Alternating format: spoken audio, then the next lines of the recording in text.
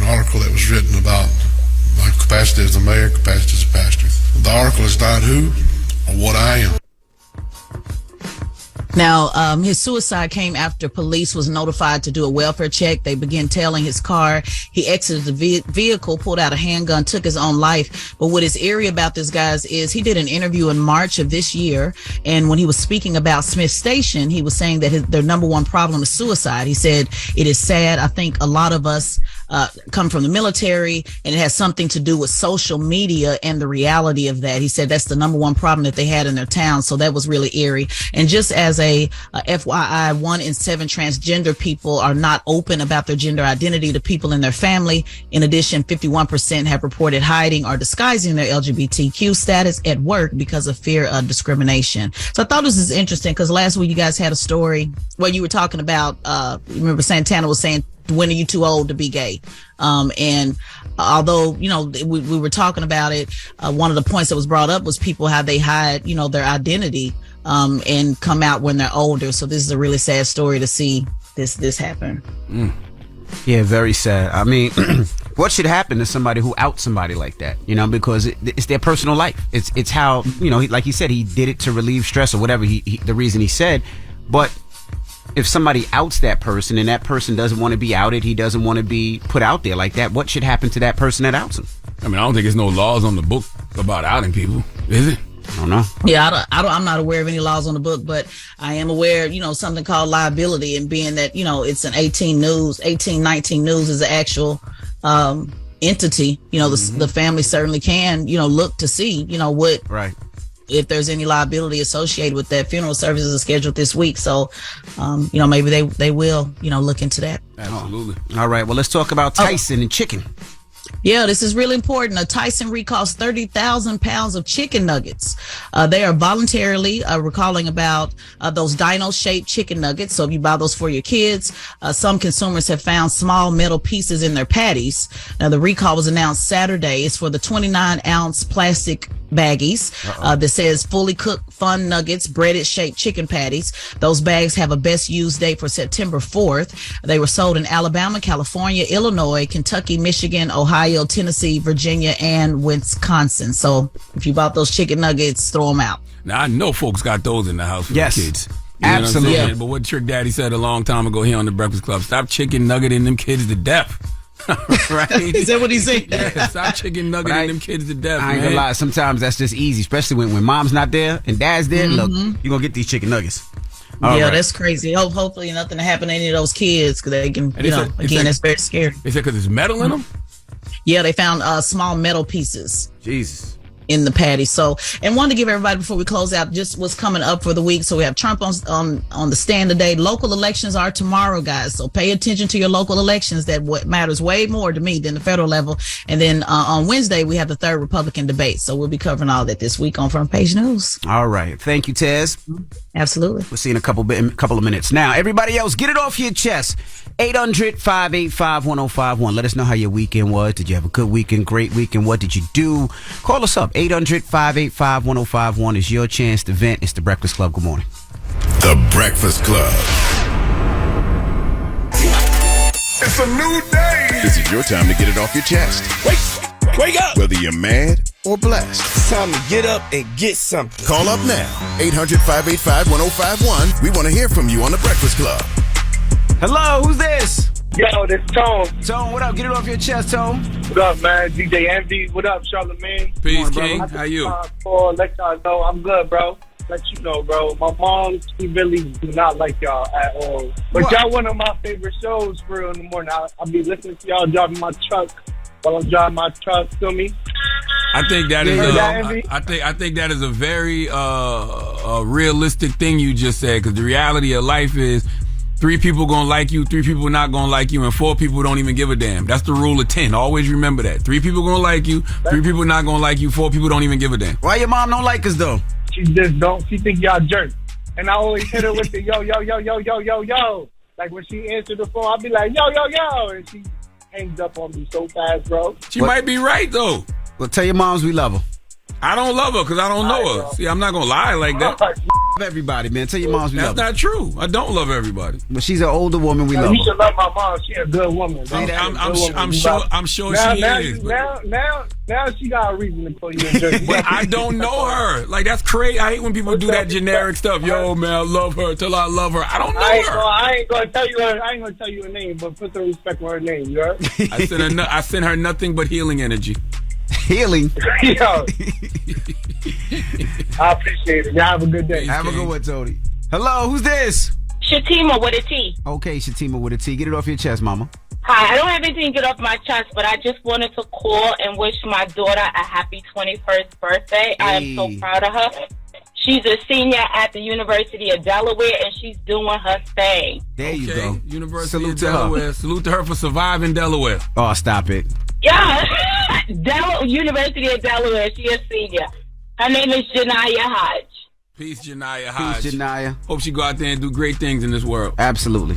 I can't believe I got through. This is, in all these years, this is the only time I got through. So you know it's a prayer from God for my daughter. There you go, Shatima. Well, you have a good one. I got one on November 13th and one on November 28th. Both coming up shortly. Yes, my husband's is November 12th. Maybe I should give him an early shout out to Casey. There you go. What's his name? Is Casey? Casey Hodge from Hollis, Queens, baby. That's where we're Hollis, from. Queens. Oh, you are from Queens? Yes. Where you go? PS 34, St. Joe Manere. We went to PS 134, 192 at Andrew Jackson, baby. Okay. I went to St. Joe Manere, right around the corner.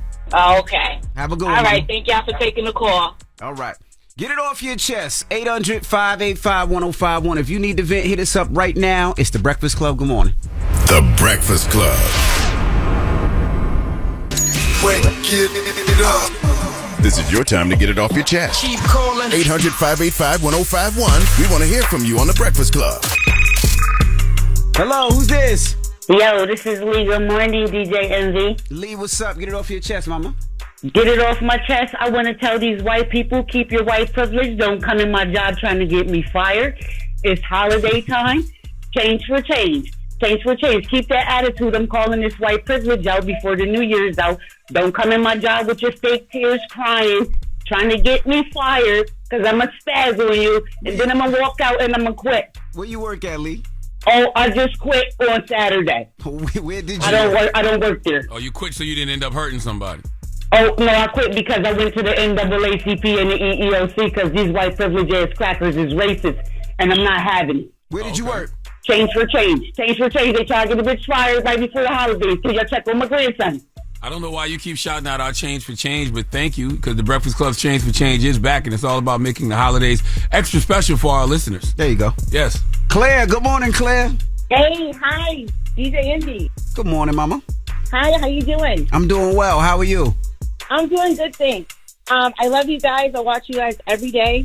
And I also wanted to just talk about an interview you guys did last week with Glass Malone. Glass Malone, Glass Malone, yes, indeed. Yeah. And I just wanted to say, like, you know, I understand Kim.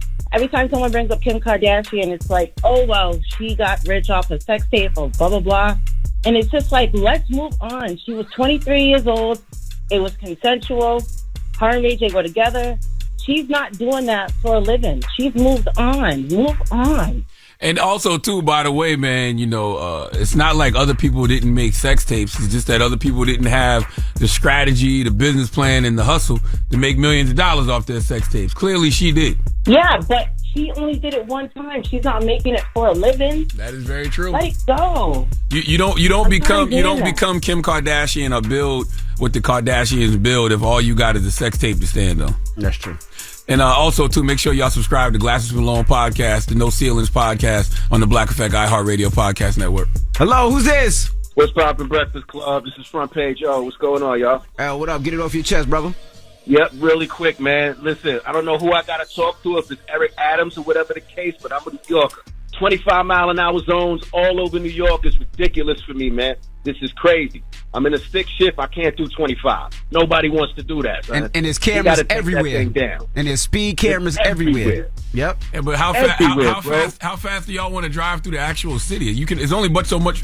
You can only go but so fast because of traffic. At least give me 33. Give me 30. Give me something. 25. That's ridiculous. Okay.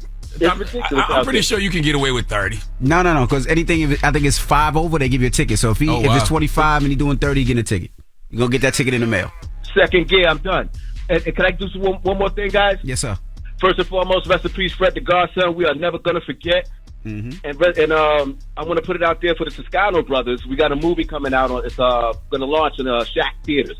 It's called The Pale White Horse. So everybody come out support December 3rd. We're going to rock that out. Shot by the Toscano brothers in True Life Films. Is it based off the book, Behold the Pale Horse? It's really a thriller. It's really a thriller. Not based off the book, but we're going in. It's really a thriller. We didn't want to go so deep right there. Just put the testers out. Okay. But we're going to be launching December 3rd. Shot by the Toscano brothers. I want to send a shout out to those brothers, man. And rest in peace, Fred the Godson. That's my guy. And we're going to be doing some big things. Absolutely. And shout to and rest in peace to K Slay too. I seen K Slay and Papoose put together a 200 MC video and song, and Fred the Godson got a verse on there. It's like an hour long, and it's everybody from Snoop to Raekwon to Fred the Godson to you name it, Jim Jones, Mano, E40. I mean, Bun B. It's so many people on there spitting. It's dope. It's long, but it's dope. It is dope. I'm sorry we missed that one. Matty Toast was supposed to be on that bill. He might be. It's like I said, it's 200 MCs. There's so many MCs on that record. But thank you, brother. Get it off your chest. 800-585-1051 now. When we come back, we got your rumor report. Lauryn Hill. Well, she has a message for y'all. Every time y'all say she's being late, well, she responds. We'll talk about it when we come back. It's The Breakfast Club on BET. The Breakfast Club. Morning, everybody. It's DJ NV, Charlamagne the Guy. We are The Breakfast Club on this Monday. Now let's get to the rumors. Let's talk Lauryn Hill. Rumor has it. Call out a name, or you gossiping, or you chatty patty. I'm gossiping. This is the rumor report. I mean, I guess we on The Breakfast Club. This is where the tea spills, right? Right. Now, Lauryn Hill is tired of y'all saying that she's always late for her shows, so she had to address it. Say, yeah, she's late. She's late a lot. Yo, y'all lucky I make it on this blood raw stage every night.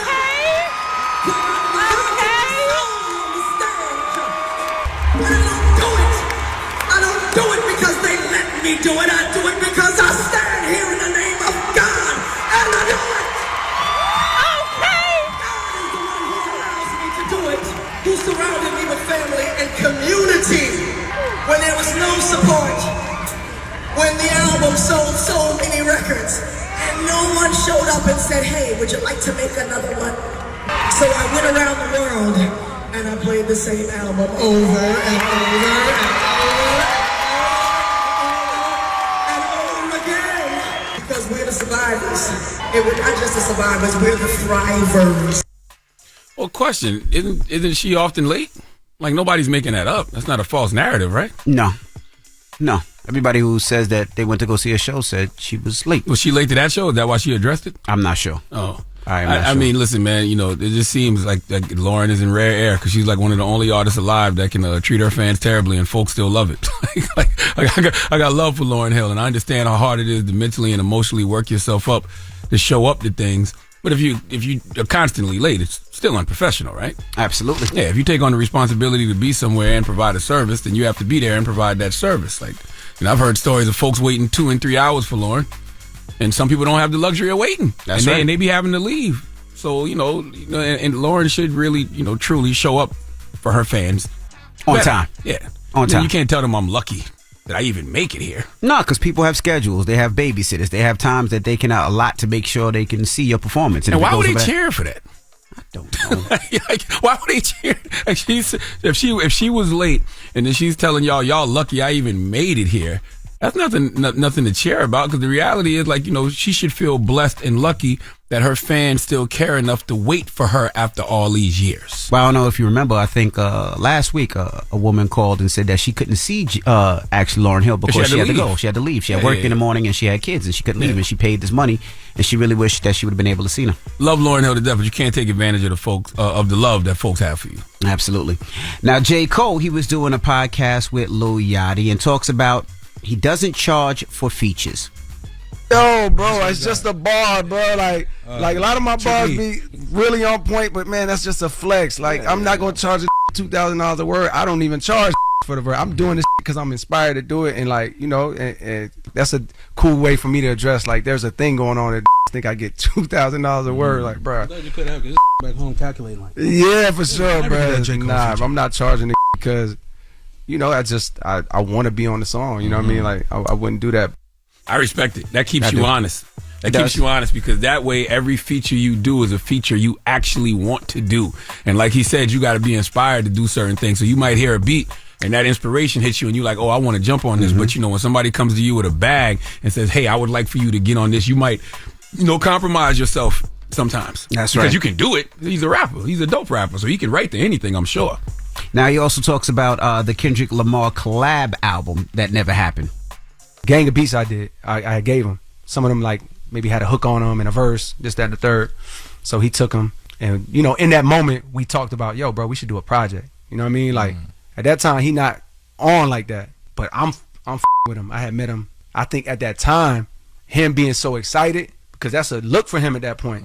So I think he went to Twitter, like, me and J. Cole got something crazy coming. And he put up a picture of us. Yeah. And from that moment, the fan base he had at the time, mixed with mine, was like, what you mean by that? When he did an interview, whatever, they asked him, he's like, yeah, we doing a project, boom, boom, boom. I believe that's how it happened. But a couple months before his first album came out, so at one point it was a real thing. Time in life, we ain't never got a chance to like really go in and do it correctly, because that would take time, bro. For us to do something like that's full of our potential, that meets our real potential, bro, that you're gonna need time, like years, maybe. Yeah, maybe years, maybe at least a year. You feel me? Has that ship sailed? I don't think so. I think they can still do it. I would love to hear it. I feel like it sailed a little bit. I'd like to hear them collaborate. I don't know if I want to hear a whole project. I think I'd like to see J. Cole do an album produced by Havoc or Mobb Deep. I don't know why I keep having that thought in my mind. You know, when you think about how Nas and Hit Boy got together and created magic, you know, I'd like to see J. Cole and Havoc from Mobb Deep do that as well. And I'd like to see Kendrick do a joint project with Rhapsody. That's what I'd like to see. Now also J. Cole doing hip hop what ifs. Yeah. Now also J. Cole talks about Soulja Boy, how at first he wasn't really sure about Soulja Boy's I guess style and his musical influence. Around the time Soulja Boy came out, I don't know how this happened, but I had a realization within myself, because I'm hearing that and I'm like, man, this Soulja Boy, tell him. It sounds crazy to say now because it's such a classic to me, but at that time I had resistance, similar to when you came out and your class came out. I had resistance. Nah, that's not the thing that I love. Like, y'all with this. Like, I was one of them. And it was literally a part of me that had a realization. I was young. And I was proud of myself for this realization. Because I was like, bruh, you a hater. Like, yo, you are literally hating. Like, you are literally, you know you like this actually. You be with your friends and you know you done did By the way, that wasn't critique of Soulja Boy. That was critique of himself. Correct. That's self-awareness. Very hard for us to admit sometimes that we just hating. Jealousy and envy destroy from within. Well, Soulja Boy responded. Oh, what the f*** is so? Oh, that wasn't my cup of tea, and I wasn't really. Shut the f*** up. You's a bitch.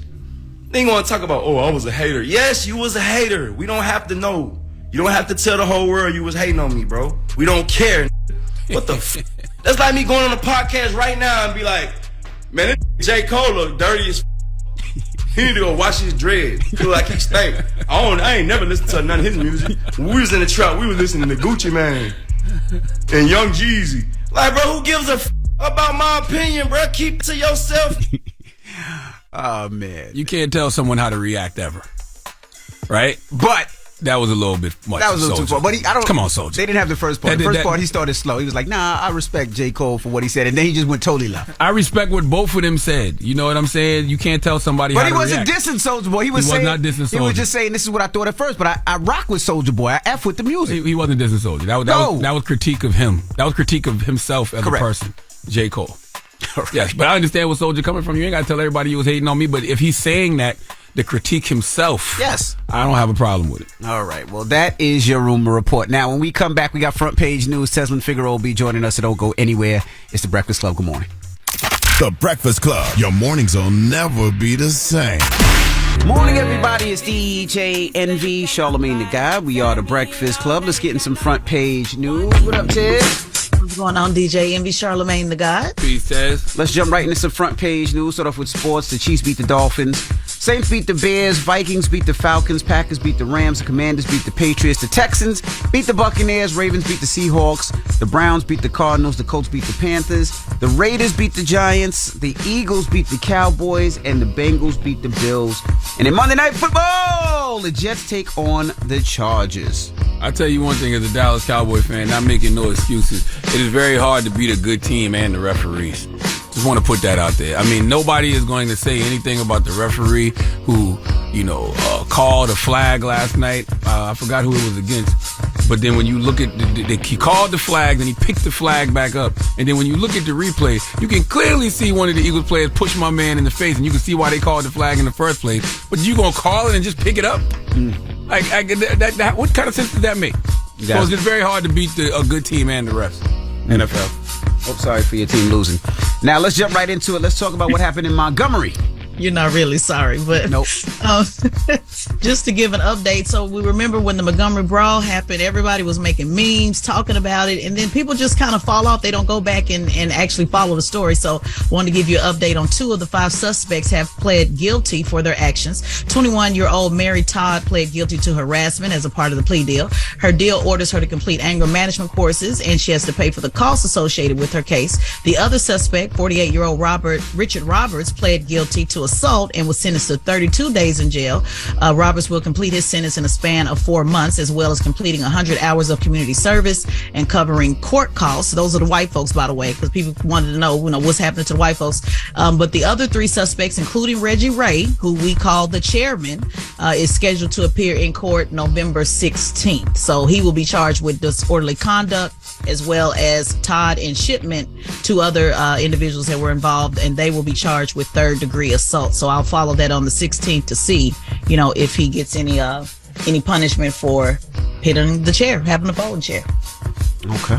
Now let's see what's going on with Alaska Airlines. Yeah, interesting story on this one. I hate these flying stories. I'm flying today. But according to a newly filed lawsuit, passengers on the Alaska Airlines flight where an off-duty pilot attempted to cut off the engines and felt the plane, and they felt the plane dramatically pitch forward as if it was in a nosedive. Now, this happened a couple of weeks ago, but now the passengers, they're filing a lawsuit. That is the new story.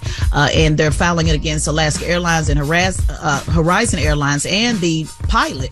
They claims that the airline did not properly evaluate off-duty pilot Joseph Emerson before they gave him the seat in the extra cockpit, the jump seat. So the lawsuit claims had they done so, he would have more than likely he would have been denied admission and could not have been in a position to nearly kill everyone. They're saying that he tried to kill everyone because he was going through some type of nervous breakdown and was depressed and had used magic mushrooms. So they're blaming the airline for that. I don't know how I feel about this one, guys, because I don't know what they could have evaluated, how they could have predicted this guy doing this. No.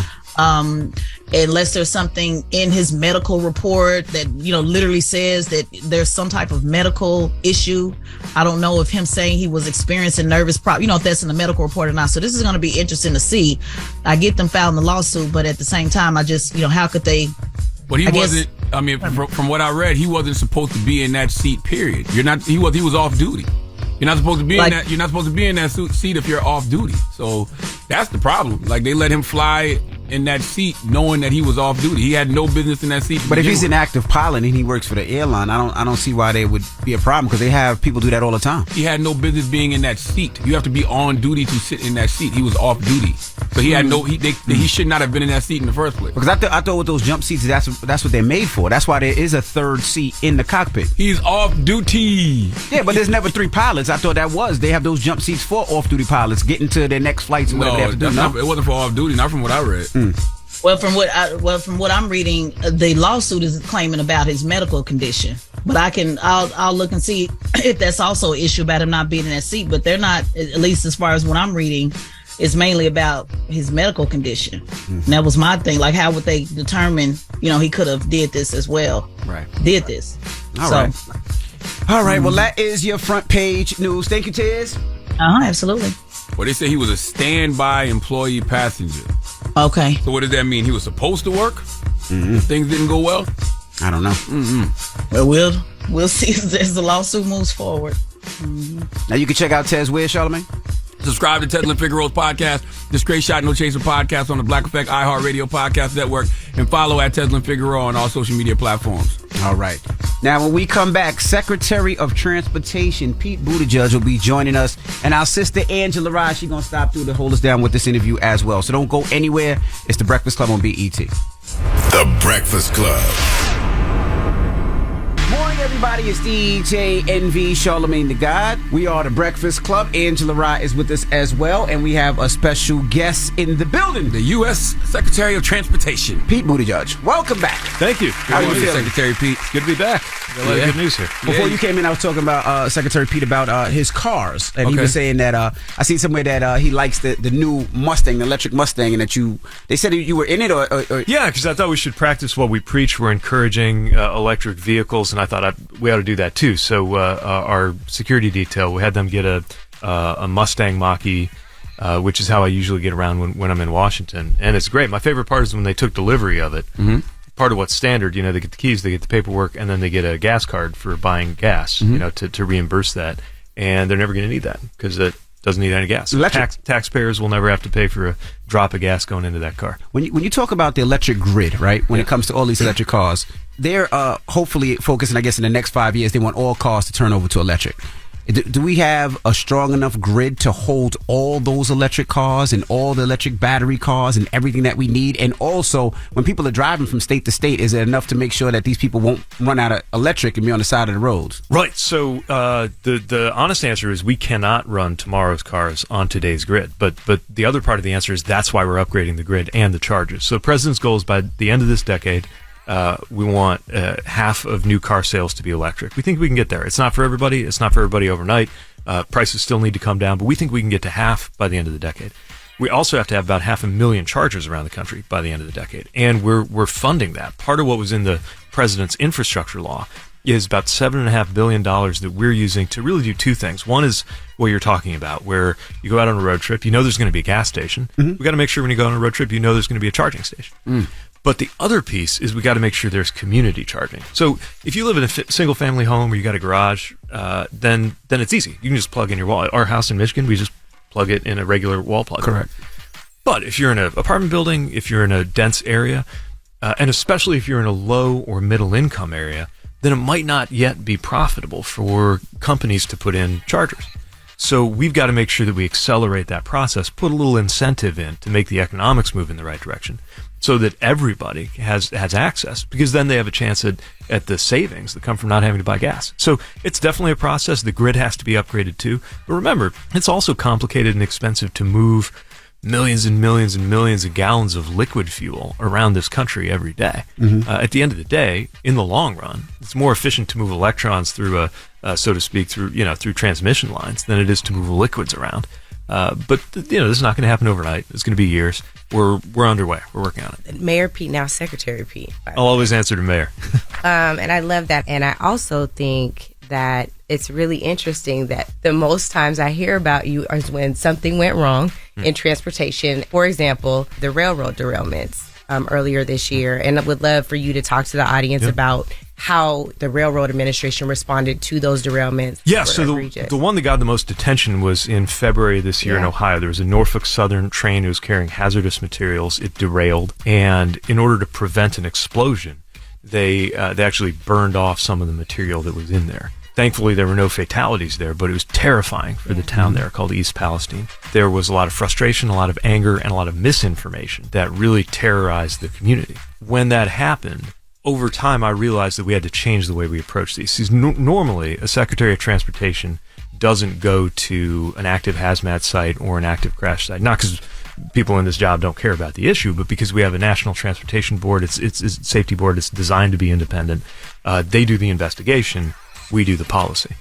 But what I found was people wanted and needed to see a visible administration figure there. And honestly, I was a little slow to see the importance of that given the misinformation that was going on. So I knew that I had to get out there and do something that was a little bit of a break from the norm, but was very important so that the people who live in that community knew that they wouldn't have to wait a year for the NTSB report to come out to know that we cared about them and we were supporting. Now, to be clear, our department was on the ground from the first hours of that incident. It's not like we weren't present or like we forgot, but the information layer And the things that they were being told, as they had very legitimate questions like, is my house safe? Is the water safe? Which it was, but they needed testing to prove that.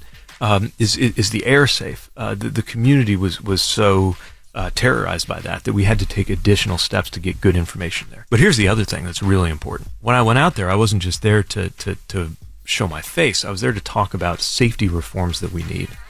That incident woke up a lot of Americans to something people didn't know, which is that all along, we have had every single day, on average, derailments. We have about 1,000 derailments a year in this country, and that's nothing new. In fact, it used to be more.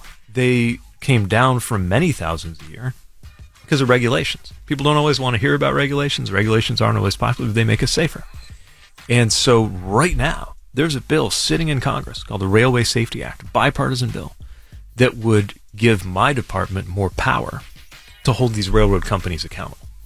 It would allow us to increase the fines to something that would really get their attention. Because right now, a multi-billion-dollar corporation might not really care that much about the fines at the level that we're allowed to assess if we catch them in a violation. Other measures around the physical safety of the tank cars that these chemicals move in. And it's just sitting there. And some of the same members of Congress who couldn't wait to get on TV to try to make a partisan issue out of this still haven't gone on the record on whether they're for or against it. By February, it's going to be a year since that crash happened. And again, there are other derailments, thankfully, usually not as serious, but there are other derailments happening every day. We need those enforcement tools. We need that stepped-up action. And we're doing everything we can under the law as it exists. But we need Congress to do more, too. Yeah. Is there a limit with the cars that the actual trains can carry? Because anybody that lives in 757 Virginia knows that those trains are going for 15, 20 minutes. Yeah. So is there a limit? There's not, but we're looking at the safety issues of that. Because now you got trains that are a mile long, 2 miles long, 3 miles long. It is amazing. And this is another thing we're working on. Right now, there's actually no legal requirement on how many people need to be staffing that train. The railroad industry lobby has been pushing to have it be down to 1. Imagine one person on a train that's 3 miles long. Can't even see the back of it. No, I mean, it would take you an hour to walk to the back of it. So we're putting through a rule that would establish a minimum staffing standard. But we're also looking at some of the safety implications of trains being that long. Then you have the community implications. When I'm in, especially in smaller communities, and they have these railroad crossings, and you get stuck behind it. 20 minutes, 30 minutes. Yeah. Easy. And that's not just crazy for your commute, but sometimes that's an ambulance. Sometimes that's a safety issue. Somebody really needs to get there. But we're also changing that. So we have another part that I love of the president's infrastructure plan, is we have dollars for railroad crossing elimination. Now, we can't get all of them. There's hundreds of thousands of these. But we can go to some of the places. We were in North Dakota, Grand Forks, North Dakota. They've been trying to get rid of this railroad crossing since, I think, 1991. Everybody in town when we went there knew about the spot we were talking about. I think it's 41st Street. That just cuts off one part of town where the university is from another part of town. We brought the funding that's going to allow them to eliminate that crossing. Orangeburg, South Carolina. You know a lot about Orangeburg. Absolutely. We were with Congressman Clyburn there, celebrating work that's going to help there, where you have highways and railways that cut people off. So, in addition to holding the railroads accountable, we're also looking at the physical infrastructure here. Now, I would be remiss if I did not mention that as we speak, House Republicans are pushing cuts to a program called CRISI, the Consolidated Rail Infrastructure Safety Improvement Program, which is one of the main sources of federal dollars we use to improve the safety of our railroads. I would argue that now is the time to double down on that, not to cut it. And you're going to hear me making a lot of noise about this as they're deciding how to vote. All right, we got more with the Secretary of Transportation when we come back. Pete Buttigieg, it's the Breakfast Club. Good morning. Morning, everybody. It's DJ NV, Charlamagne the God, Angela Rye. We are the Breakfast Club. We're still kicking it with the Secretary of Transportation, Pete Buttigieg. Angela Rye. The other thing you brought up, East Palestine, which is not exactly the same as what's happening in the Middle East and Palestine-Israel conflict. There are a lot of folks in the community who feel very strongly about the amount of foreign aid dollars that are going overseas to support, but aren't feeling that same type of aid and relief in our own communities. Department of Transportation is responsible for some of the relief that can be provided to the community. So can you talk a little bit about what you all are doing in that regard? Yeah, we're focused on what we can do with the federal dollars that have been entrusted to us to make everyday life better. It's part of why I'm here in New York. Yeah, so that's what you're here today for. so we've got the Hudson Tunnel. This is a ton. Hundreds of thousands of people count on this to get their commutes from here to New Jersey and beyond. It's 100 years old. We got one in Baltimore that we're redoing. It will be known as the Frederick Douglass Tunnel. Right now it's known as the Baltimore and Potomac Tunnel. What tunnel you talking about? You said the Hudson? Hudson. Yeah. East River Tunnel needs some work too, and we're working on that. So and this is a major. I mean, the Hudson Tunnel piece alone, that's going to be one of the biggest public works projects in modern American history. $292 million. That's just the start.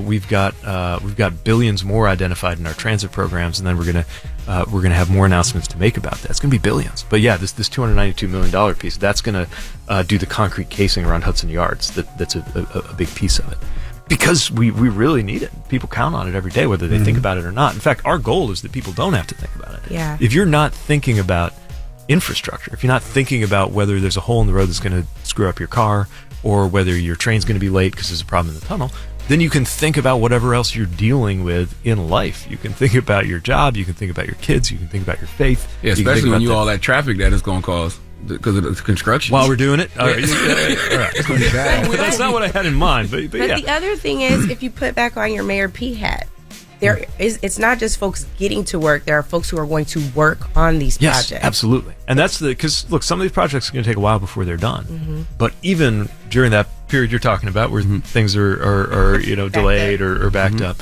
the jobs that's creating, and we're working to make sure that there's fair access to those jobs. We've heard so many stories from communities and people who look at the project finally comes to their neighborhood and they say, great, but nobody working on this project looks like they're from this neighborhood. My dad is the main one with the bullhorn. Yes. This bothers him. Right? Yes, indeed. So we've got local hire preferences that we're now able to do under the law. We've been working with project labor agreements and community benefit agreements. I was in LA. They have a program called Hire LAX, specifically for people who are from the same zip code as LAX, to get into these building trade jobs. And some of them had been homeless in the past. Some of them had involvement in the justice system, and were now making good money, educating their kids, buying a home. I mean, these are transformational opportunities when you get some of these construction jobs.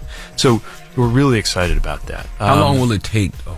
So some of the projects we can do in one construction season. Some of them are. That's going to be years. That's going to be 4 years minimum. Yeah. 4 years of traffic. The casing stuck on traffic. What?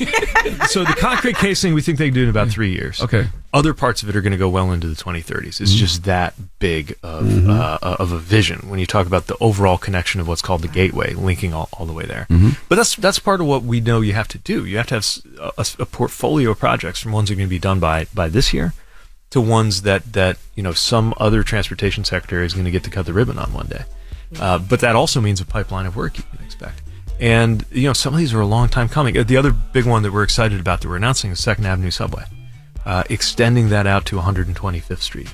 That neighborhood has been asking for decades to get that kind of subway access. And we're finally able to get it done with this kind of funding. And I know this is going to change lives. Yes, the jobs working on it, but also just the jobs that people are going to be able to have, because they can take advantage of the transit. With those changes, will that increase the price of traveling? Will Metro cards go up again? No, at least not as a result of what we're funding. I don't know what the plans are for MTA or how they're thinking about their fares. I know congestion pricing, which is a state project, that's part of how they're planning to fund some of their work. But no, part of what we're trying to do is provide more of the federal funding, because you couldn't raise fares high enough to cover the cost of these. I mean, you just can't do a $15 to $20 billion project on the strength of fares. There's not enough money to go around. People would couldn't keep using it. That's why there has to be a federal role. And by the way, I think it's fair game for there to be a federal role, because even if you don't use that tunnel every day, we're all living in an economy where if that tunnel was out of service, that would impact the economy, all the way back to our house in Michigan.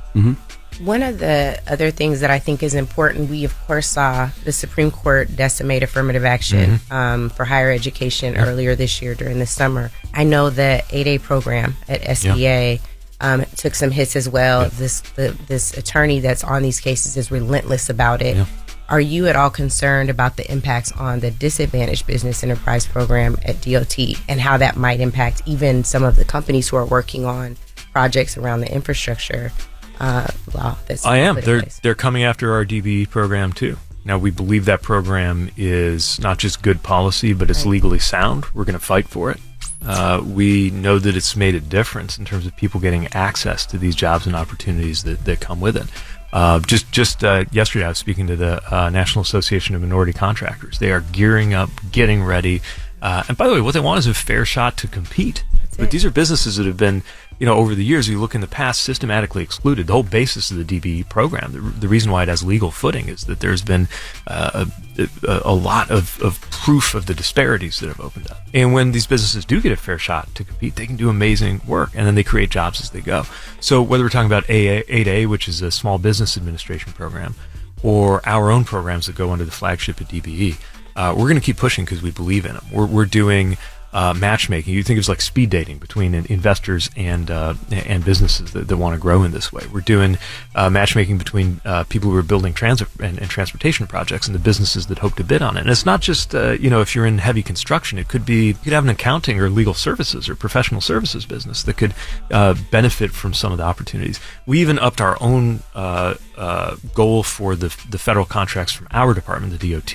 We upped it to 21% from a category called SDBs, the small disadvantaged businesses, and we beat that goal. And we're looking at what we can do to turn the dial even higher. So we really believe in this work. I know it's coming under attack. I just don't think those attacks are legally sound. So we're going to push. All right, we got more with the Secretary of Transportation when we come back. Pete Buttigieg, it's the Breakfast Club. Good morning. Morning, everybody. It's DJ NV, Charlamagne the God, Angela Rye. We are the Breakfast Club. We're still kicking it with the Secretary of Transportation, Pete Buttigieg. Charlamagne? I want to ask you about some political stuff going on. How do you feel working with the new Speaker of the House, Mike Johnson, when he hates gays? It's my job to try to work with anybody. Mm-hmm. So I will try to work tough, with man. him. Yeah, I mean, look, we were joking earlier about my minivan. Like, it's a strange feeling to be driving our kids, our twin 2-year-olds to daycare, driving past the Capitol, looking at the dome of the Capitol, knowing that under it sits a speaker who thinks that my marriage ought to be against the law. Jesus Christ. I mean, not just not being in favor of marriage, which most people in the country get now, but just wanting it to be anti-gay conversion therapy. The conversion therapy, these laws. I mean, I don't get it. But again, my job is to try to work with anybody. Look, I was a gay mayor in Indiana when Mike Pence was the governor, and I fought him on those issues. But I also worked with him on other issues because working together on the economy was the right thing to do for the city. So it's you got to compartmentalize. I think he takes it a step further than Mike Pence, though. I mean, the criminalization of gay sex is what he talks about. He says, homosexuality led to the fall of the Roman Empire. Right. Like that's a bit different. I think that's a step further than Mike Pence. Yeah, he seems exceptionally committed to that ideology. I don't know how you reach somebody like that. I saw somebody asked him about his worldview, and he said, pick up a Bible and read it. And that's my worldview. I pick up a Bible and I get to a place like Proverbs 29. The righteous man knows the cause of the poor, and the wicked regardeth it not. And then I'm thinking about the Speaker of the House, who went out of his way to be against the child tax credit, which when President Biden's American Rescue Plan expanded the child tax credit, cut child poverty in half. And when they let it expire, child poverty doubled. So we know that it was a cause and effect. Mm-hmm. Reverend Barber, William Barber, somebody I have a lot of respect for. Okay. He sometimes talks about how you see some of these figures out there who have, as he puts it, they say so much about what God says so little, and so little about what God says so much. Do you lose faith a little bit when you think about all the things that you and your husband are thinking, and you lose faith just a little bit because this is our government? It's our government. It's the only one we got. So if there's a part of it that is disturbing or discouraging, you've got to respond to that with the part of it you believe in. I mean, I can't throw up my hands and complain about the government when I've been given such a prominent role in our government, right? I just have to figure out how to use it to do the most good for the most people, which is my job. Looking forward to the 2024 election. You're in this role at DOT, Transportation Secretary. Have you thought about if you'd want to serve in any other capacity under another Biden Harris administration? I know you're not supposed to necessarily answer this, but you are really smart, have a lot of skill sets that you developed in school as well as a mayor. There are so many other entities and agencies that could utilize the way that you think things through. Have you thought about any other role that you'd want to serve in? I'm pretty absorbed just in the day job that I've got. I love public service, and I serve at the pleasure of the president. I know that the job I'm doing now is not the kind of job you can do forever. Hence my question. But I also think it's got to be the best job in the federal government right now, because we're building things that we're building the things that like my kids are going to be counting on 50 years from now. 50 years from now, my kids will be going through the Hudson Tunnel. That we're going to be starting construction on today, and being able to be at the forefront of some of that work is incredibly rewarding. So yeah, I mean, the only honest answer to your question is I don't know. Do you think Biden and Harris is still a winning ticket? Yeah, I mean, I got to be careful how I talk about it just because I'm here as secretary. I'm not supposed to talk campaigns, but what I will say is I believe in the president and the vice president. I believe in the work we're doing, and I believe in the results that we're getting. I mean, I get that in so many ways it's been a rough few years for everybody, and I get that we're still kind of coming out of some darkness from COVID to what was going on earlier with inflation, to just the political upheaval and everything that we're seeing in Congress and the former president. But look at what's happened. Like, take aviation. Right now, we've got a lot of frustration with airlines not being able to keep up with the tickets they're selling. By the way, made a lot of progress. This year, cancellations down below normal. Still very expensive flying. But that's because the demand has been going up, right?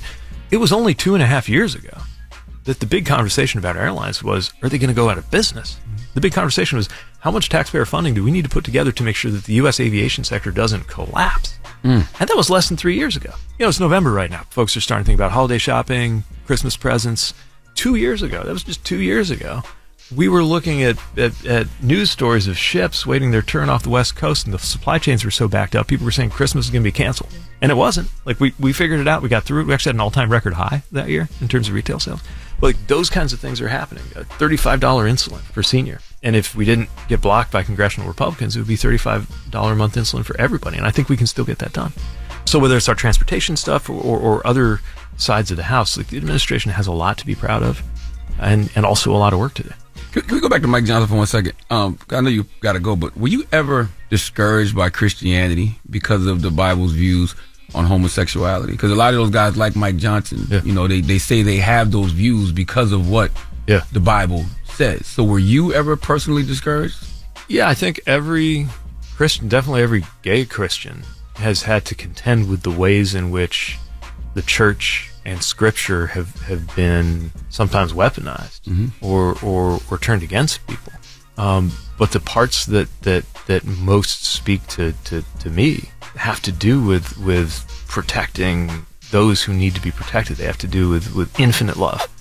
And I think every Christian wrestles with all of the different things and ideas and forces and traditions that are part of that. But and it's turned a lot of people off from religion, right? At our wedding, our pastor talked about how many people are walking away from religion entirely, and yet I think that it can be such a force for good, without ever believing that I push what I believe on anybody else, and while being adamant that no one in this country ought to have to live based on some other guy's interpretation of his own religion.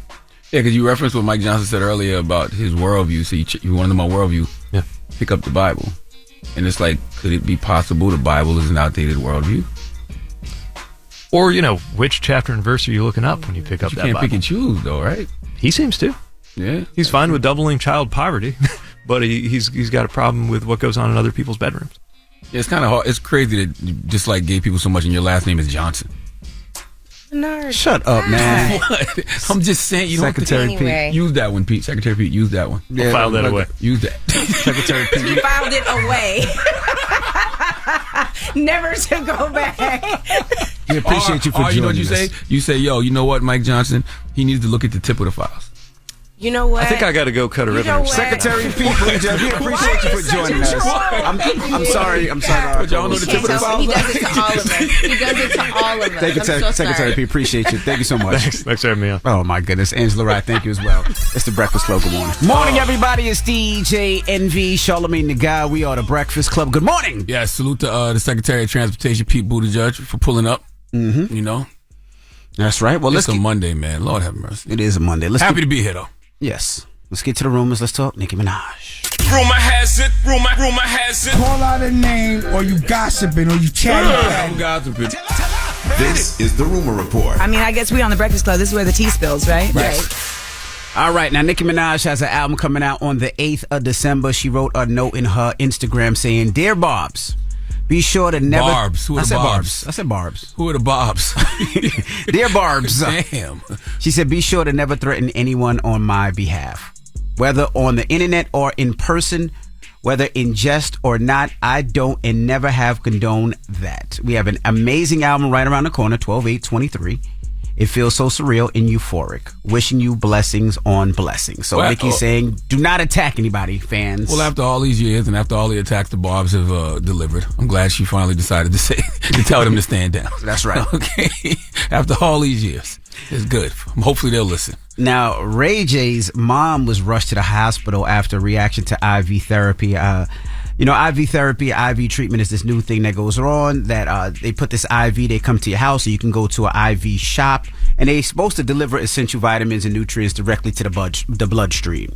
Unfortunately, TMZ said that when she was getting the IV therapy, she had all of a sudden she felt ill. Damn. Started rapidly breathing hard, so they laid it down. Ray J was concerned and called the ambulance, but they said she's doing much better now. Did they say what the reason was? Because I mean, I like doing those IV treatments too, but I like the B12. But what did they say what the problem was? They didn't. Why did she react that way? No, they didn't say. They said usually the IV therapy is meant to boost a patient's immune system, but side effects can include infection, rashes, blood clots, air embolisms, and more. Damn. Definitely, glad everything worked out with mom. So salute to her, sending her healing energy.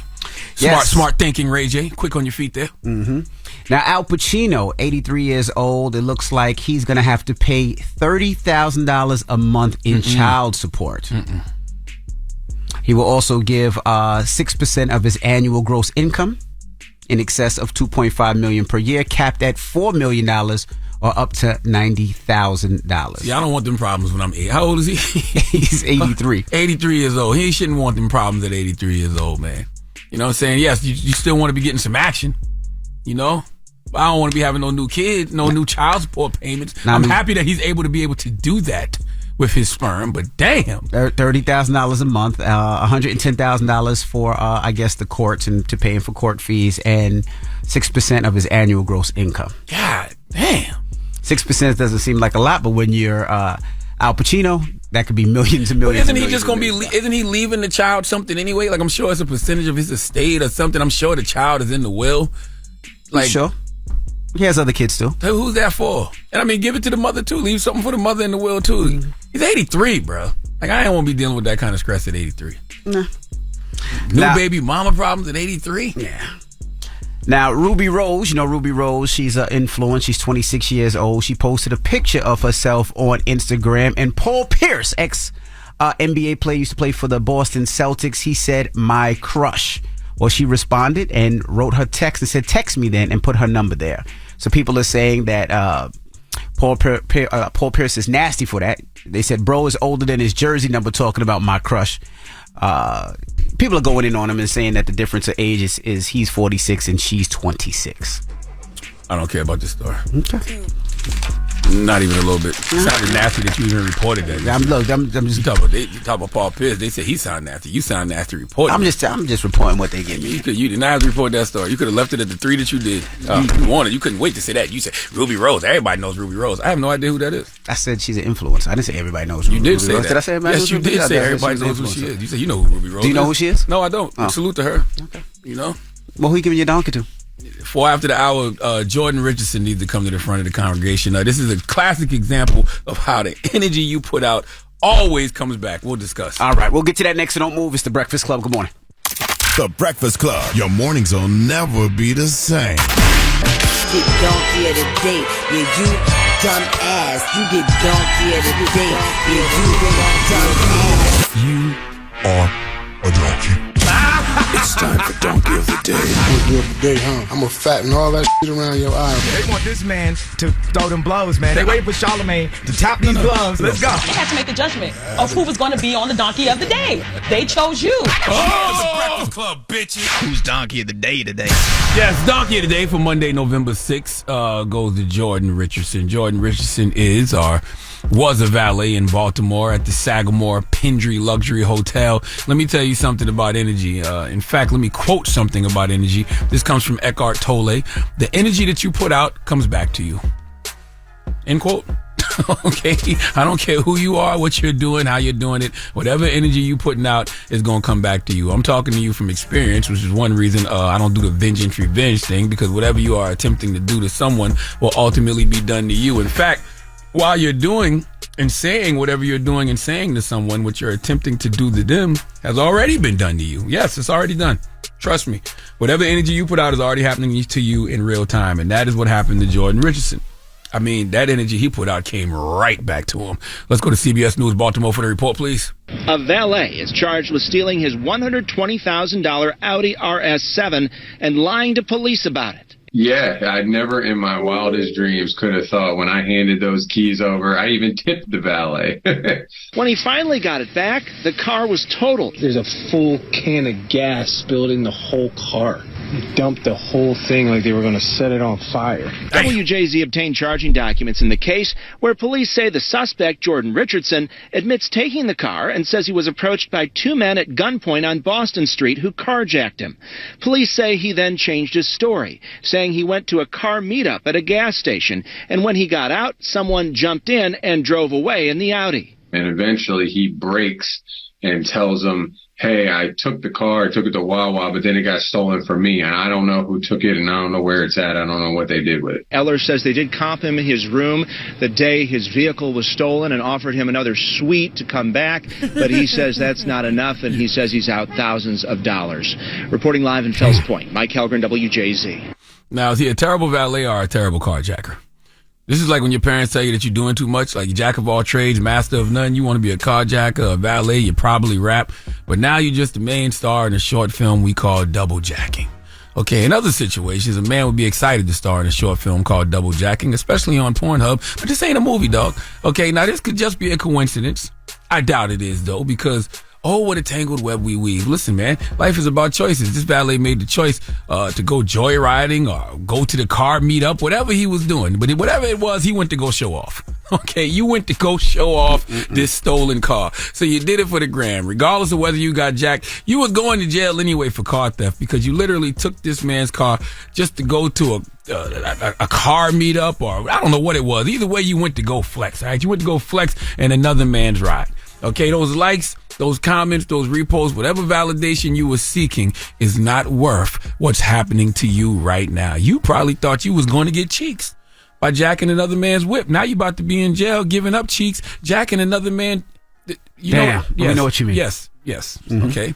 You got robbed at gunpoint, all right, because you went to a car meetup or you went to go joyriding, whatever.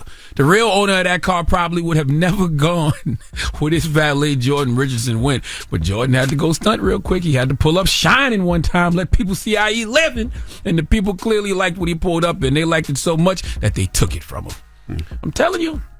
This is how energy works. Okay, you get what you put out into the world because thought waves of energy that vibrate at a specific frequency. Okay, that frequency attracts similar frequencies to it. That's why happy people attract other happy people and angry people attract other angry people. Now, don't get me wrong, life is still going life. So you can put out all the positive energy in the world and bad things will still happen to you. But if we already know that, why would we do things that we know are going to create the negative energy in our lives that we already trying to duck? Huh? Jordan, you knew as soon as you made the decision to steal this man's car, that wasn't the wise thing to do, but for whatever reason, you thought you could get away with it, and the law of energy said in real time, Let this be a lesson to us all. The reciprocation of energy. Always and every time, we will get exactly what we put out there to others. Okay, like karma, whatever we do will indefinitely come back to us in some way, shape, or form. Please let Remy Ma give Jordan Richardson the biggest hee-haw. Hee haw, you stupid motherfucker. Are you dumb? All right. Well, thank you for that donkey today, sir. Yes, indeed. All right, BET. We'll see y'all tomorrow. Peace, BET. Everybody else, let's open up the phone lines. 800-585-1051. We're talking about actress Yvonne Orji. Yvonne, friend to the room. She recently did an interview, and she was talking about her still being a virgin. Are you still a virgin? I am. Oh my God, I love this. This is the most original guest we've ever had on. And what are you, 39? I am. Oh my God. That dam is going to break one day, baby. And Baby, let me tell you right now. People were like, oh, Yvonne, I was like, pray for him. Whoever he is. Y'all just don't break for him. You get a lot of pent up energy up in here. Oh my God. And you're going to hit your sexual peak when you start having sex. So yeah, you're going to need a couple of men probably. All right. So let's open up the phone lines. Yvonne out here guaranteeing her spot in heaven.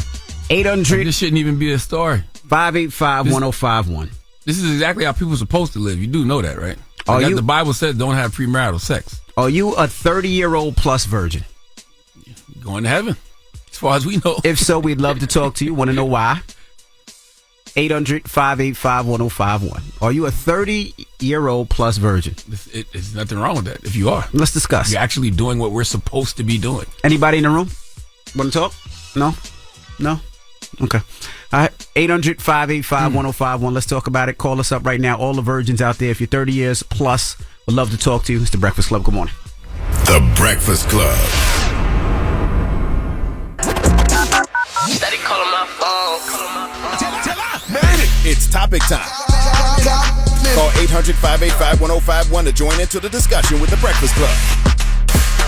Morning, everybody. It's DJ NV, Charlamagne the Guy. We are The Breakfast Club. Now, if you're just joining us, we're talking about Yvonne Orji, friend to the room. She recently was doing an interview and talking that she is still a virgin. Are you still a virgin? I am. Oh my God, I love this. This is the most original guest we've ever had on. And what are you, 39? I am. Oh my God. That dam is going to break one day, baby. And Baby, let me tell you right now. People were like, oh, Yvonne, I was like, pray for him. Whoever he is. Y'all just don't break for him. You get a lot of pent up energy up in here. Oh my God. And you're going to hit your sexual peak when you start having sex. So yeah, you're going to need a couple of men probably.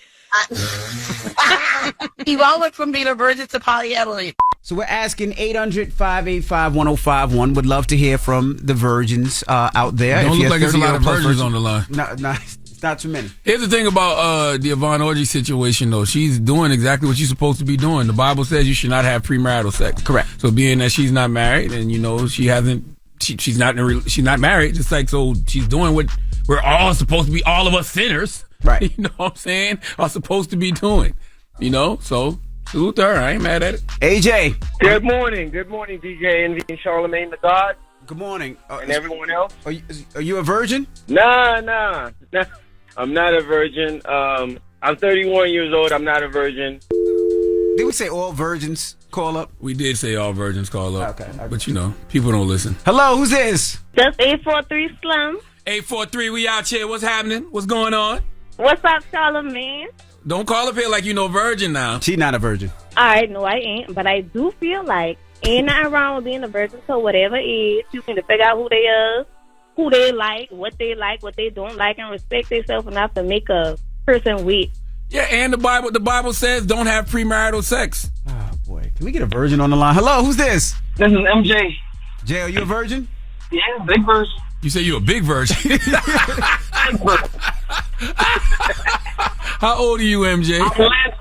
I'm 30. You 30 and you're a virgin, okay? Why have you decided to keep your virginity? I'm lesbian. You what? I'm lesbian. You're a lesbian? Yes. Wait. So hold on, have you ever had any sexual encounters with another woman? With another woman? I have, yeah. You just never been penetrated? Exactly. Oh, does that count, make a virgin? Does that count? I don't know if this counts. I don't know if that counts. You calling from Charleston too? True. Yeah, I'm calling from Charleston. I can tell. They had my 843. But because she had sex, but she just hasn't been penetrated. I don't know how God would judge that one. I don't know. Yeah, I don't know how God. I don't know. Hello, who's this? Yo, this is Will. Hey, Will. Good morning. Good morning. Good morning. Will, are you a virgin? Yeah, I am. Why, brother? Hey, yeah, man, I'm out here just trying to live right, man. Like I said, I just haven't met the right woman. Damn. So I'm just saving myself for her. I know it's a little bit corny, but It's not corny. Listen, there is nothing corny about doing what God actually tells us to do. You know, for all of us that claim to be believers, this is what Scripture says. Scripture says that you shouldn't have sex until you're married. I believe Will would have had sex if he found the right person. Is that true, Will? Oh yeah, right. I mean, yeah. Absolutely. Well, either way, you're doing what you're supposed to be doing. You're waiting on the right person, man. I'm not mad at it, brother. Don't think that's corny. Right. Doing the right thing is never corny, sir. No, it is not. I wholeheartedly agree, Charlamagne. Yes, sir. All right, well, have a good one, brother. All right, y'all too. Yes, Take sir. it easy. All right. Brandy, good morning. Good morning. Now, are you a virgin, Brandy? I am. Oh, how old are you? I'm 42. Okay. Well, why'd you decide to wait? I'm definitely saving myself for marriage. Mm-hmm. But aside from that, I feel like the men that I have come in contact with my whole life have not been worth it. Okay. Okay. Listen, I'm not. You're absolutely doing what you're supposed to be doing. Correct. I hope I hope this world and this society doesn't make you feel like you corny or shame you. or shaming you. Correct. No. If I felt like that, I wouldn't even call in. That's Actually, right. can I give a quick shout out to Kawana from Glam Goddess Detroit? I am not listening to your radio show. She had to call me and be like, Brandy, you must call. She had to call her friend that she knows. The only virgin that she knows, she called you. And that's okay. I don't feel no type of shame about it. All right. And how old are you again? 42. 42. Woo! Congratulations, mama. All right. Thank you. Have a good. But you handle yourself though, right? You said I handle myself? Yes, ma'am. Man, why are you asking her that? Why? Like, why? Because that's a long time of nothing. So what? I'm just asking. Damn. So It's why okay, just to be it's okay. asking on a Monday? Yo, you yourself, right? I didn't say Like, that. Yo, you a married man. I just said you handle yourself. Same difference. No, it's not. God damn, that ain't none of your business. Tell me that ain't none of his business, Did man. she answer though? Yeah, I did answer. Okay, thank you. I didn't hear her. See, now you want to know what she said. I ain't telling you now. 800-585-1051. We're looking for all the 30-year-old plus virgins. Call us now. It's the Breakfast Club. Good morning. It's topic time.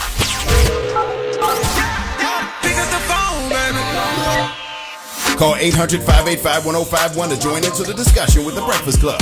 Talk about it.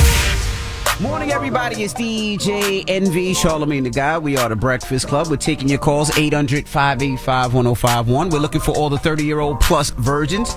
Now, this conversation comes from Yvonne Orgy. She recently did an interview, and this is what she said. Are you still a virgin? I am. Oh my God, I love this. This is the most original guest we've ever had on. And what are you, 39? I am. Oh my God. That dam is going to break one day, baby. And Maybe let me tell you right now. People were like, oh, Yvonne, I was like, pray for him. Whoever he is, y'all just gonna pray for him. You get a lot of pent up energy up in here. Oh my God. And you're going to hit your sexual peak when you start having sex. So yeah, you're going to need a couple of men probably. Yvonne went from being a virgin to polyamory. All right, so we got Mike on the line. Mike, good morning. Hello? Mike, what's up? What's up, man? Hey, Envy, Charlamagne. Yes, sir. So last week, right, I was chilling with this chick I've been talking to now for about a month. Now, we did a thing, you know what I mean? When she get mad, I get her. She busted, I busted. Does that mean she's still a virgin, man? We did everything, though. Everything we did in the bed. Just no penetration. But she's still a virgin. Yeah, I would say so. Y'all did sexual things, but y'all ain't had sex. True. All right, well, Mike man, said so. I'm gonna be honest with you. I don't think you should be having sex if you don't know what sex is. Because clearly, but what they did was sexual, but it wasn't Correct. sex. Hello, who's this? Hi, my name is Lai. Hey, Lai. Good morning. Where you calling from? I am calling from Georgia. Hey, Georgia. Now, we were asking, are you a virgin? I am. Okay. And how old are you, mama?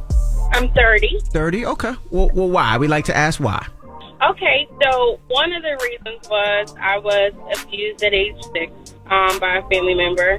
And so that was one of the reasons. But also, too, just feeling like I hadn't found anybody that I felt like was worthy. Mm-hmm.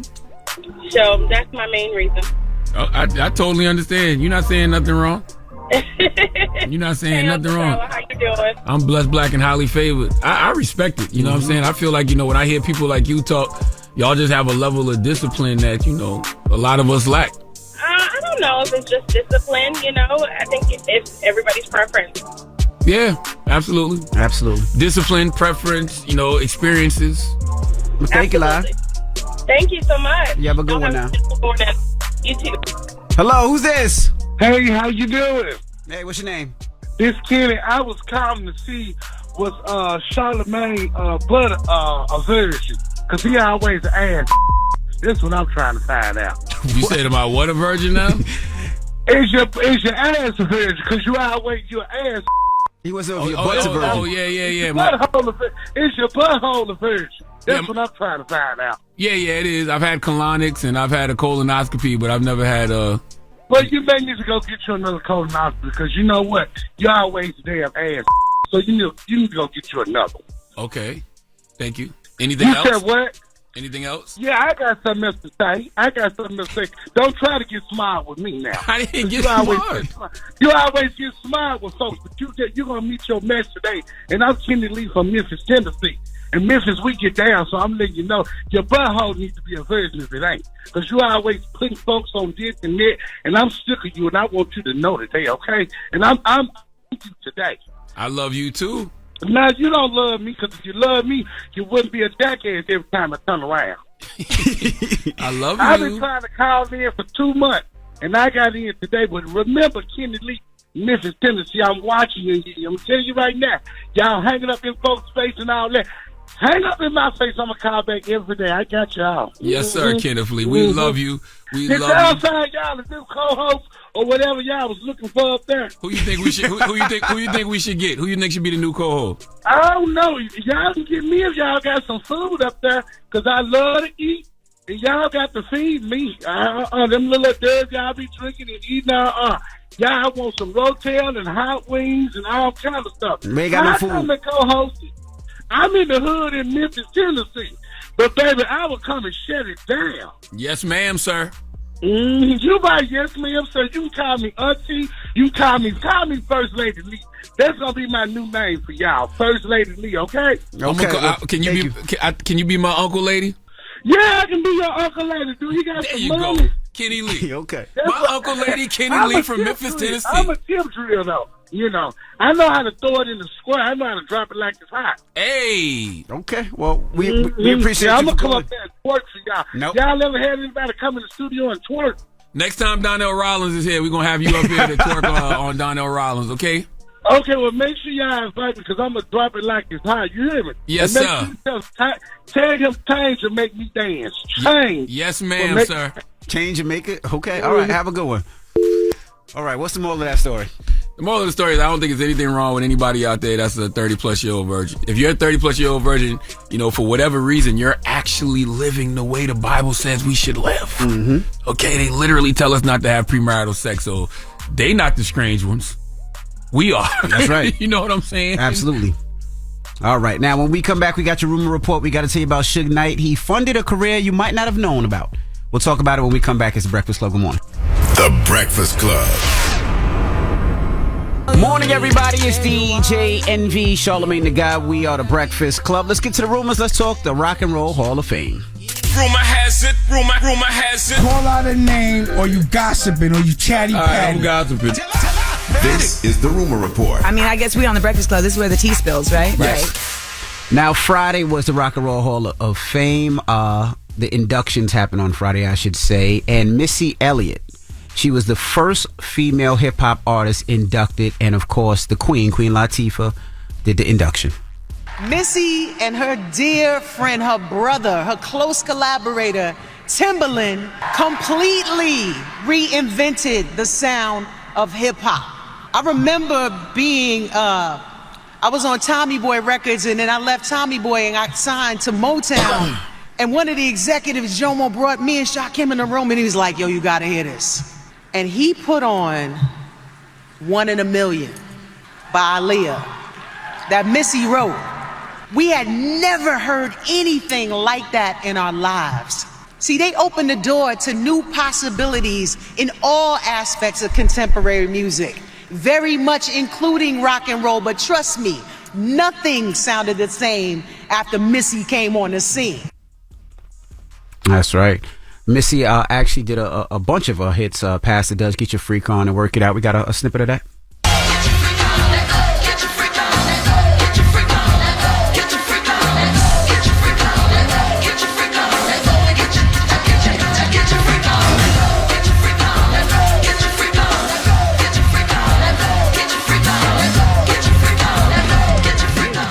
Her work ethic, her creativity, what she means to hip hop, what she means to the 757. It's just so much, and she actually gave a speech after. And I have to, I didn't want to call out any names, but I have to say Pepper, who is here from Salt and Pepper, her and Queen Latifah, Light, Roxanne Shante, so many, Moni, Yo-Yo, all those ones before me gave me their shoulders to stand on. And so I just want to take the time. I know, my people say, hey, go up there and it's about, people want to hear from you, how you feel. But these are the people who inspired me. And if it wasn't for them and their music, I probably wouldn't be standing here. I'm just happy to see people get celebrated while they are still here to be celebrated. Like the fact that folks can perform their own tributes, give their own speeches. That's right. That's what I like. Drop on the clues bombs for Missy Misdemeanor Elliott. She deserves it all. That's right. Now Chaka Khan was inducted by singer Jasmine Sullivan. We have a little bit of that. I never thought upon meeting this legend that she'd actually be a fan of my music. But imagine as my mother finally got to meet her musical idol. Years later, as my mom battled breast cancer and went into remission, I had nervously requested Chaka's presence over Zoom as our family and friends gathered to celebrate my mother's victory. She said yes and called. I can still see my mother falling off the couch in pure excitement when she saw Chaka appear on the screen. Her life was made. Nothing would make her happier than to know I was here to honor a woman not only deserving for her contributions to music, but for having this biggest heart. The fact that she took the time to reach out to my mother at that point in her life puts her in my personal Hall of Fame. Well, I'm glad the Rock and Roll Hall of Fame finally, got it right and inducted Chaka Khan. It's only been about 5+ decades. And also we got it. Like, Jesus Christ. Like, what took them so long to put Chaka Khan into the Rock and Roll Hall of Fame? She should have been in there. And also we got to salute DJ Kool Herc. He was inducted by LL Cool J. Cindy Campbell, a high school student at the time, she wanted to raise some money for back to school clothes. So she invited all her friends and charged 25 cents for the ladies, 50 cents for the boys, and most important, she also asked her older brother Clive, who was 18, to DJ. That party has come to be recognized as the birthplace of hip-hop. Her brother Clive, better known to the world as DJ Kool Herc, has been justly called the father of hip-hop. Clive was larger than life in every sense of the word, and that earned him the name Hercules. DJing, rapping or MCing, b-boying, better known as breakdancing, writing, better known as graffiti. Herc had his hand in every aspect of hip-hop that would eventually take over the globe. Dropping the clues bombs for Kool Herc. Absolutely. None of us would be in the position we are in right now if it wasn't for Kool Herc. Not at all. Once again, you're responsible for a whole genre, but you just getting into the Rock and Roll Hall of Fame? What the hell are y'all doing over there, Rock and Roll Hall of Fame? That's right. Come on, man. This man's responsible for a whole genre, a genre that changed the world, a culture that changed the world, and he's just getting in. Hey, man, I guess better late than never. That's right. All right, well, that is your rumor report.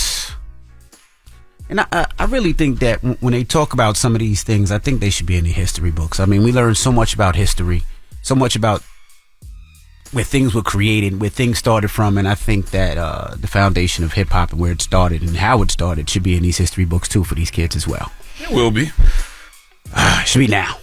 How about that? 50 years, it should be now. Yeah, it will be. All right. All right, well, when we come back, we got the People's Choice Mix. Get your request in 800-585-1051. It's The Breakfast Club. Good morning. The Breakfast Club. Your mornings will never be the same. Morning, everybody. It's DJ NV, Charlamagne the Guy. We are the Breakfast Club. Now, over the weekend, what you do, Charlamagne? You was out of town, right? Oh, man, we had our second annual Thriller Possibility Summit in Nashville this past weekend, man. If you don't know what the Thriller Possibility Summit is, the Black Effect, my podcast network, iHeartRadio, and Nissan, we put together a professional development program designed to help HBCU scholars break into the STEAM industry, you know, the science, technology, engineering, arts, and mathematics industry, man. So we bring 50 HBCU students to Nashville, and we have this, you know, whole weekend of panels and, you know, mentorship breakout rooms and networking. You know, it's just, I got to salute my good sister, Dolly Bishop. She's the president of the Black Effect. She went to Winston-Salem University, and she always said she wished she had an event like this when she was in school, so she decided to create one. That's dope. And that's what the Thriller Possibility Summit is, man. So, yeah, it's just a great time. Like I always say, if what you're doing only benefits you, it's not big enough. That's right. So it was a blessing to be of service this weekend. All right. When we come back, we got the positive note, so don't move. It's the Breakfast Club. Good morning. Morning, everybody. It's DJ NV, Charlamagne the Guy. We are the Breakfast Club. Charlamagne, we got Belva on the line. Good morning, Belva. Good morning. Belva, how are you? I'm okay. You're okay? Well, let's make that okay a little better, okay? I think we can do better than okay, all right? Okay. Because we was looking at your story. You know, you're a single mother, and, you know, you have a wish list that you put together because you want to give gifts to your sons. They're 12 and 1 year old. Christmas is coming up. The 12-year-old made it to the Junior Olympics for cross country, right? Yes, he did. Yes, he did. Okay, all of that stuff is there. So listen, we're going to take care of you, all right? Salute to our friends at Amazon. We're going to take care of everything on your Amazon wish list, okay? It is done.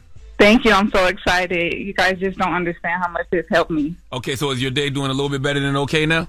Yes, a lot better. Great. All right. Thank you. Thank you, Belva. Wishing you a wonderful holiday season. Salute to our friends at Amazon. You can still upload your Amazon holiday wish list right now at breakfastclubonline.com. Hold on one second, Belva. Okay, thank you. Thank you. And we also got Terrence on the line, Charlamagne. Oh, we going to double up? Yeah, we doubling up. Why not? Why not double up today? Why not? Hello, Terrence. Hey, how you doing? How you doing, Terrence?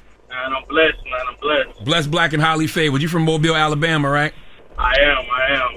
Dump truck driver. I am.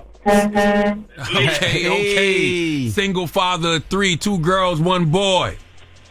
That's correct. The mom walked out of your children's life? Yeah, man, it's crazy.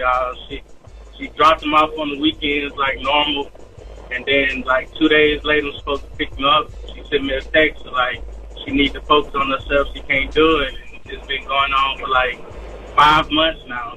Man, this is gonna be the first Christmas they have without their mom, man. Well, I'm definitely sending you healing energy, and I'm sending her healing energy, whatever it is she's going through. I hope she gets through it so she could be there for those kids. But, you know, there is a little something that we can do right now. We can take care of your holiday wish list. You know, we saw your wish list that you put together, you know, for Amazon, and we see the iPad and, you know, the games for the kids and the winter jackets and the gloves and all of that. So we're going to take care of all of that for you, okay? Man, when I tell you this is a blessing, man, you just don't know. Man, especially my engine just went out on my truck Friday, man, and now, man, you just don't know how much of a blessing. Well, now you got the money to take care of your engine because we taking care of everything for the holidays, man. And I greatly appreciate it, man. Thank you guys so much. I listen to you every day, man. I really didn't think I would want it, but, man, God answers prayers, man. Look at God. Look at God. Thank you, Terrence. Thank you, man. That's Thank right. y'all. This is perfect.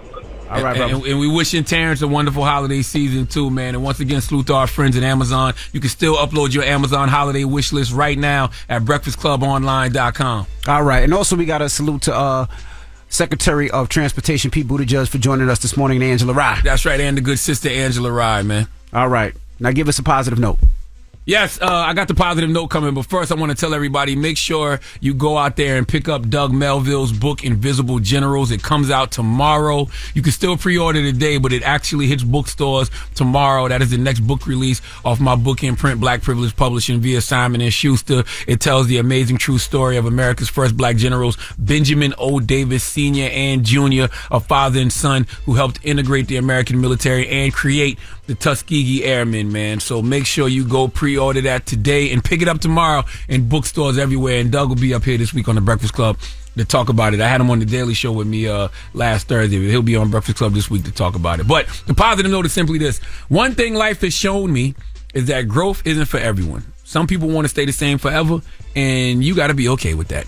Have a blessed day. Breakfast Club, bitches! Y'all finished or y'all done?